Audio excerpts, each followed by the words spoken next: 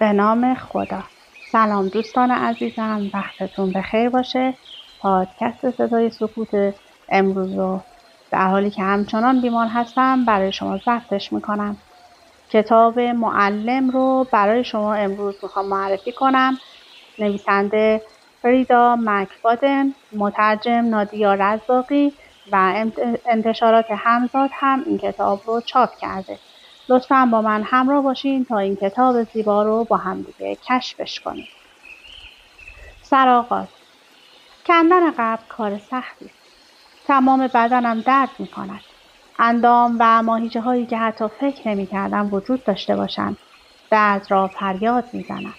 هر بار که بیر را برای کندن زمین بالا می‌برم و کمی دیگر خاک را از زمین بیرون می‌کشم، احساس می‌کنم که چاقویی به ماهیچه پشت کتفم فرو می‌رود.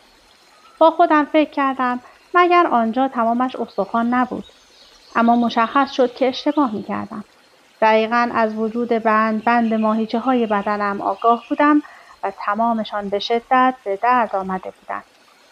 برای یک لحظه توقف کردم و بیر را روی زمین انداختم تا تاولهای تازه‌ای که روی کف هر دو دستم ایجاد شده بود را کمی تسلی ببخشم. با پشت دستم عرق را از ابرویم پاک کردم. حالا که خورشید غروب کرده بود، دمای هوا خیلی پایین آمده بود. این را می توانستم از روی شبنم یخزده‌ای که روی زمین به جا مانده بود متوجه بشوم. اما بعد از گذشت نیم ساعت دیگر احساس سرما نمی کردم و تقریباً 1 ساعت پیش کتم را درآورده بودم. هرچه عمق بیشتری حفر می کردم راحت تر می شد زمین را کند.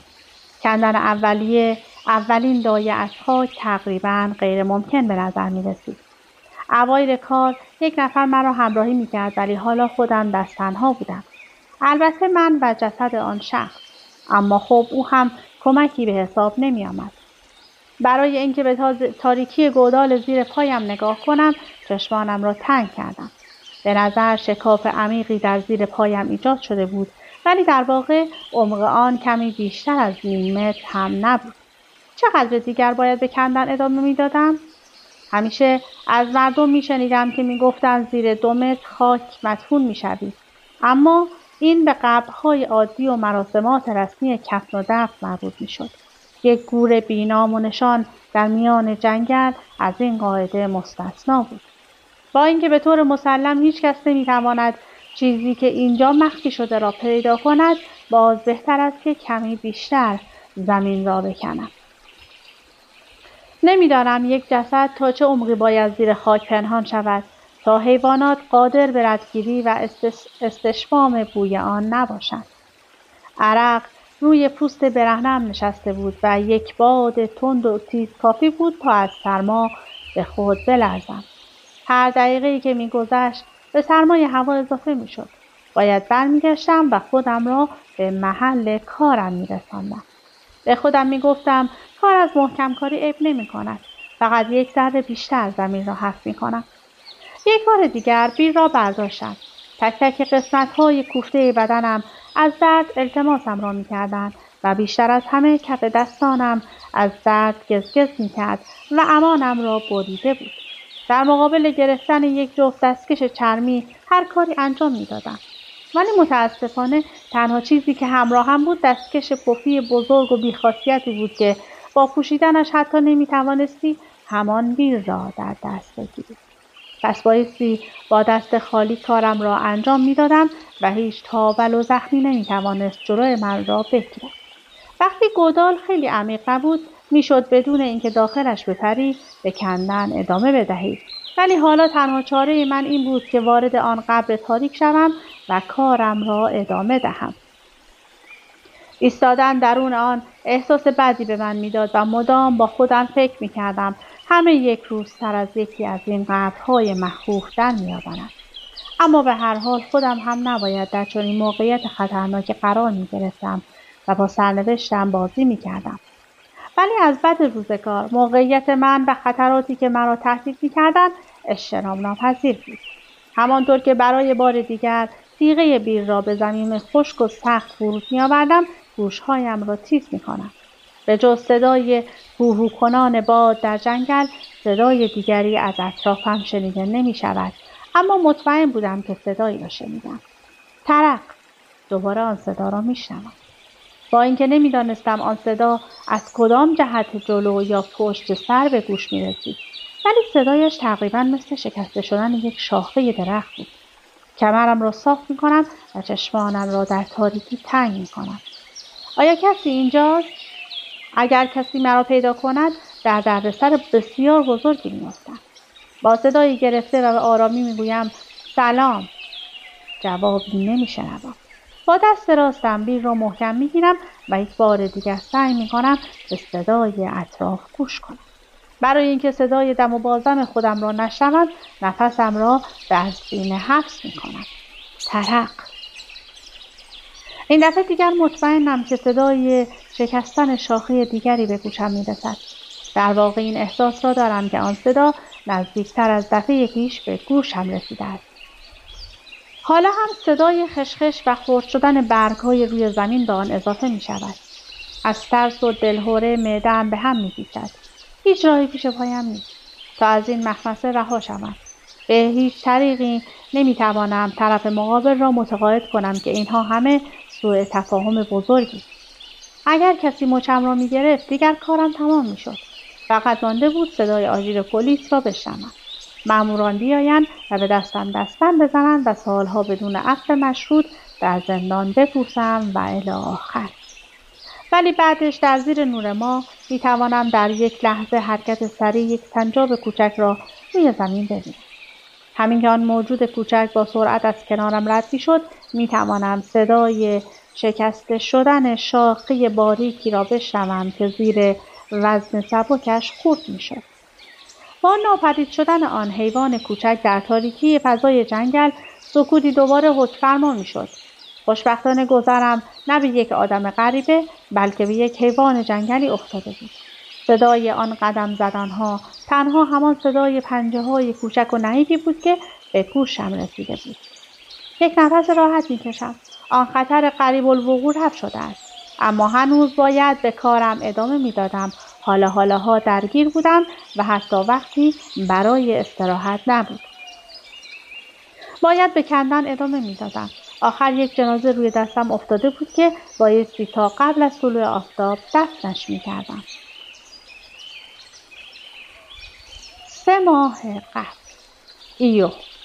مردم همیشه به من میگویند که چقدر خوششانس هستم.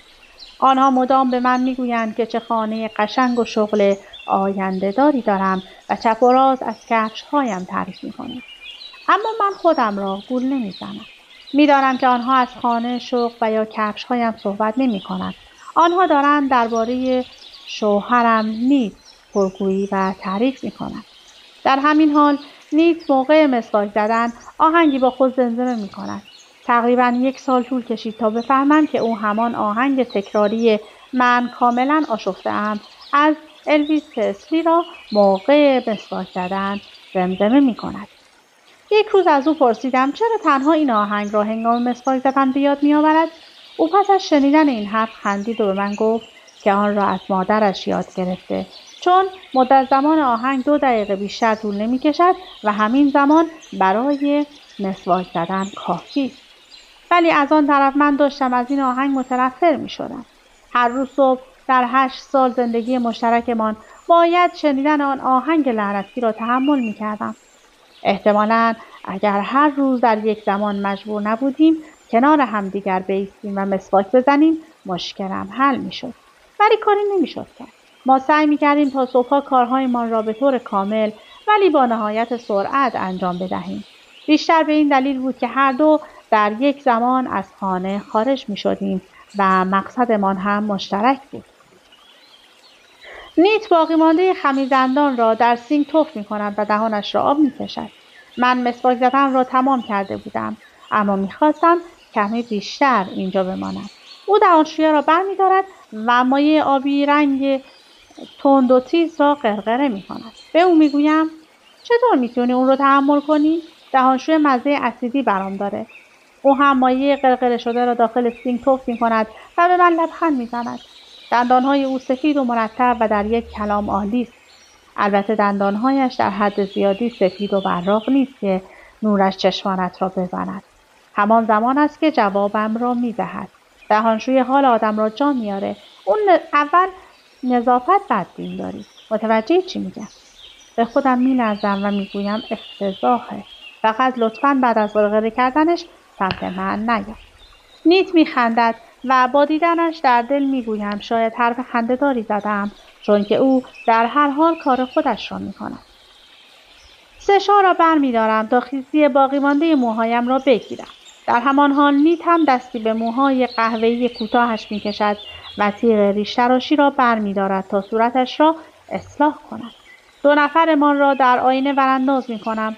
چندان سخت نیست که بگویم بین ما دو نفر نیت بسیار دوست داشتنی و جذاب‌ترین است. این مطلب مثل روز برای همه روشن بود و جای هیچ حرفی باقی نمی‌گذاشت. شوهرم به طرز باور نکردنی خوش‌تیپ بود.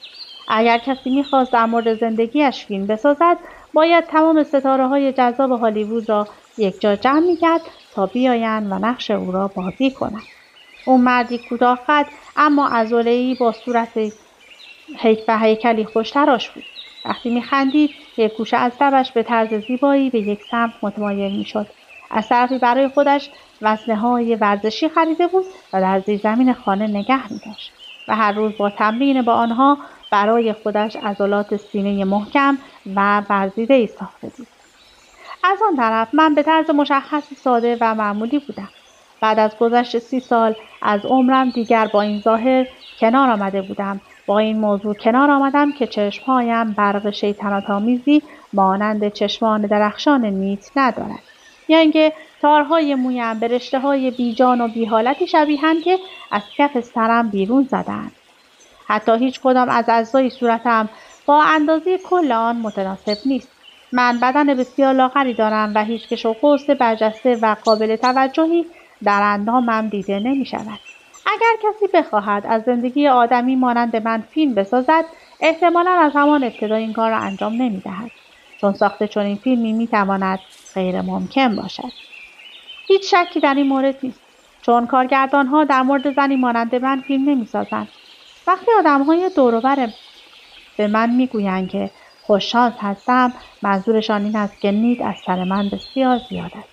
اما به هر حال سن من کمتر از اوست. حداقل این تفاوت را که با هم داریم. از دستشویی بیرون می‌روم تا برای یک روز کاری جدید آماده شوم. همان موقع نیت هم پشت سر من بیرون می‌آید. از کمد یک پیراهن دکمه‌دار اتو خورده به رنگ سفید برمی‌دارم که تا گردنم را کاملاً می‌پوشاند.